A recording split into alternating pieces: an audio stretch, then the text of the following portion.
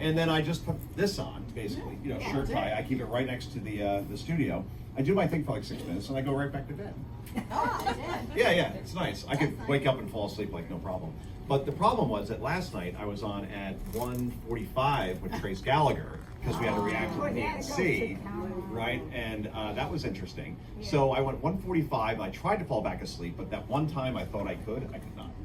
So I basically walked. We got a new puppy, by the way, which I'll share pictures afterwards. It's a Kelly has a new puppy. It's a mini Labradoodle. Oh, cute. Yeah. Cute. Name is Teddy. Looks like a teddy bear. On top of the dog we already have, which already thinks he has to take care of the puppy. So whenever the puppy cries, the other dog cries, and everybody's howling, and it's a bad scene. So then I have to take both dogs out. And by the time that happened, then I was on Fox and Friends first. So then I tried to fall back asleep, but then the problem was that my kids, who I've talked about in the air, they're 8 and 10. 8, Liam, 10, Cameron. Cameron's a girl, not a boy. We have to establish that because apparently every Cameron now is a boy. It's a weird thing. And there's Reagans that are girls, which is also weird. There are Ryans that are girls. And every other name starts with A and ends with A. It's Ava. It's Alexandra. It is Ariana. There are no more Joes. That I know. My wife's name is Jean. There are no more Jeans. Right? My aunt's name is Mary. There are definitely no more Marys. John is the only name that has survived throughout this whole process, basically, and Michael, for that matter. But anyway, before I go off on a tangent. So then I did Faulkner at 11. I did 2 radio interviews in between. Then I drove the kids down. We went to the ocean for a while. And when you're a dad, and I'm 53, which really freaks me out that I'm 53. I don't get that. What happened? I don't understand, And I waited to have kids. I didn't wait. My wife and I got married late. In other words, I got married at 39. She was 33 at the time. By the time I knocked her up, she was like 37. I'm sorry, that we made love and consummated the relationship. Where am I going with this? Whatever you want to call it. So by the time we had kids, I'm in my 40s. And now I'm going to be the guy that when my son graduates high school, his friends are going to be like, "That's so nice your grandfather came." and my son's going to be like, "That's not my grandfather." But it was interesting, though. When my son was born, we did this thing where we wanted to look at, and I don't know if you guys have done this, we wanted to look at the baby first before we named him. Because we couldn't decide on something. I wanted Jack because Jacks always are football players and they're CEOs. So I'm like, all right, this guy's going to do well. My wife's like, no, I don't know if I like that name. I'm like, all right, let's wait for the baby to come out. And we'll look at his face. We'll look at it and see what we want to do. So he comes out of the womb, and my wife says, you know what? She's Irish. Her name's Jean Reedy. I mean, Jean Eileen Reedy, no less. And she's like, you know what, boy, he looks like a strong, nice Scottish, Gaelic, Irish kid. Let's name him Liam.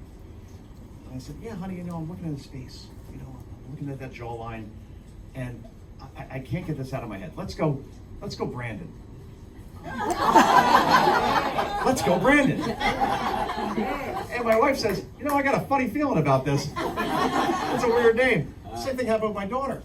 She comes out, and we did the same thing, and she's like, really nice name. Let's go Cameron. And I go, I don't know. My aunt, who basically helped raise me along with my mom, her name was Karen.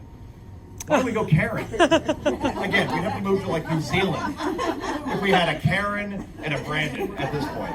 So that was a problem. But anyway, let's talk shop. So thanks, guys, for everybody who bought the book. I appreciate it. It made the bestseller list, so you helped do that.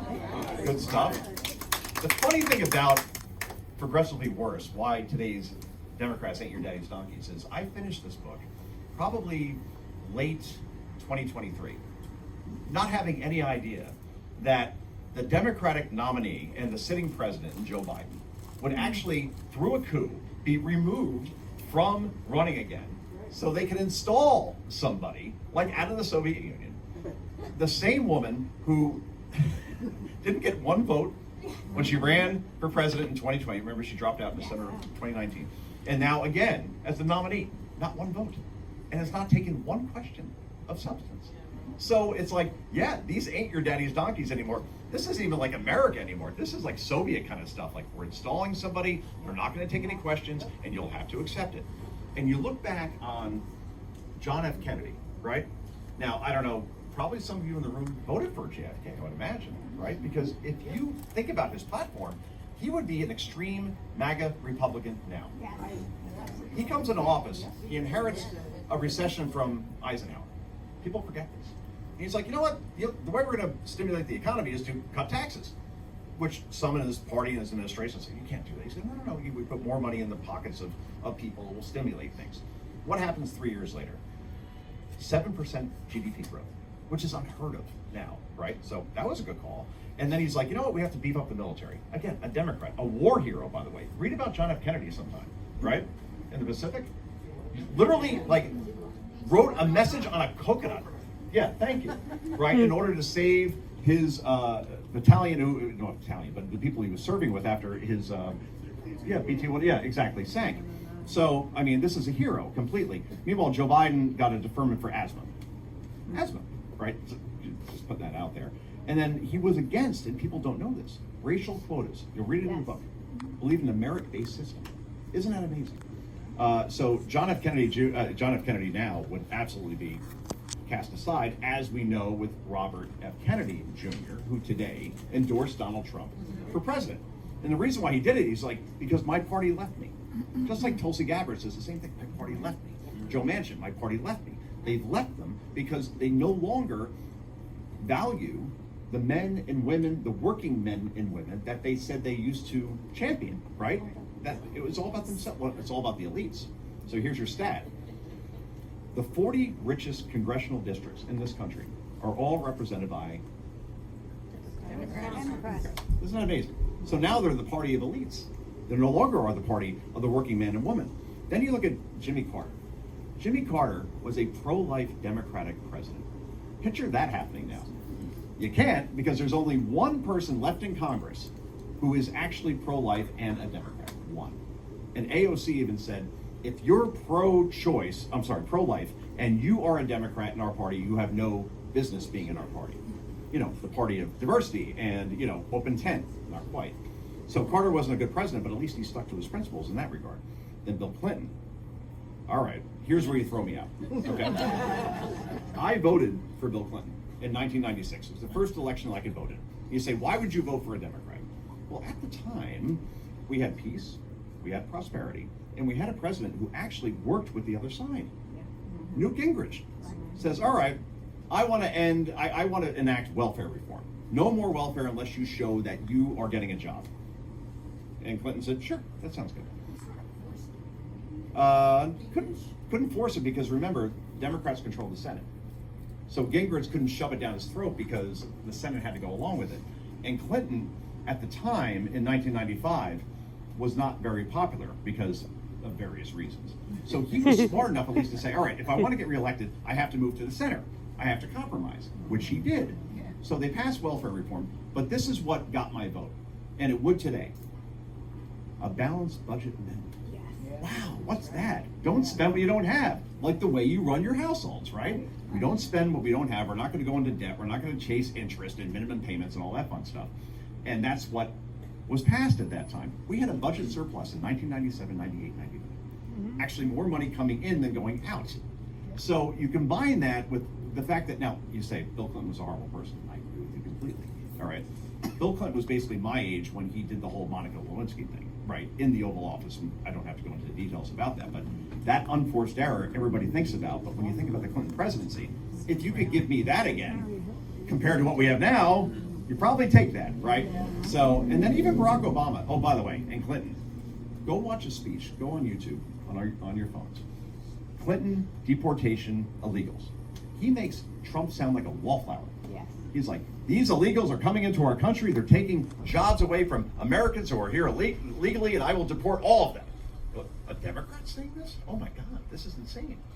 So, and then even Barack Obama, for that matter, the left called him, in not a good way, the deporter in chief. Because he actually had a DHS secretary, Jay Johnson. You've probably seen him on Fox before. He goes on he actually did his job to a certain extent. So the Democratic Party, what it was and what it is now, think about this for a second. You have a nominee who wants to, despite what she says, she doesn't say anything, it's through her campaign surrogates, she wants to ban all fracking. She wants to end fossil fuels. She wants to end all offshore drilling. She wants to abolish ICE. She compared ICE to the KKK. She thinks that illegal border crossings should be legal. She thinks that sanctuary cities are a really good idea. She wants to end all private insurance. She wants to give free health care to all illegals that are here. She thinks that men can get pregnant. She thinks that men should compete against women in sports. She believes in raising taxes and reimagining the police. And that's just for starters. And yet this is your nominee. And then your vice presidential nominee thinks that, and I have a son that's going to 3rd grade, thinks it's a good idea that when he goes into the boys' room in his elementary school, that he should actually get a tampon, because all boys need that at that age, right? And obviously he let Minneapolis burn to the ground, and he was in the National Guard, yet he did not send in the National Guard, and the guy, oh, by the way, completely lied about his military service. But besides that, so that's where the Democratic Party is now. And that's why this election, I mean, if Donald Trump and J.D. Vance can't win this, then you're never winning an election again, because this is the biggest layup ever, considering when you have inflation here, and you have crime here, and you have wages not keeping up with inflation, and you have 12 million people coming into this country. 12 million, think about that. And hundreds, if not thousands, on the FBI terror watch list, which October 7th could be coming here at some point, because, well, all these people are embedded. Our education test scores are at a 30-year low, which as a parent, I'm not very happy about, or I'm completely worried about. Oh, by the way, Democrats are now the party of war, right? Donald Trump, he pulled our troops out of Syria, pulled them out of Iraq, dropped a Moab on ISIS, destroyed that caliphate. We had peace, we had prosperity.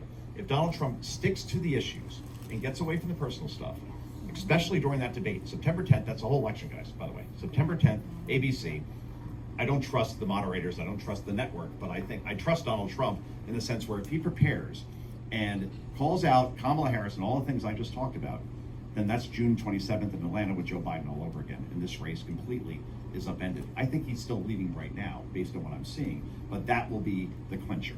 So they ain't your daddy's donkeys anymore, that's for sure, and I'll open it up for questions as I get water because I'm dying.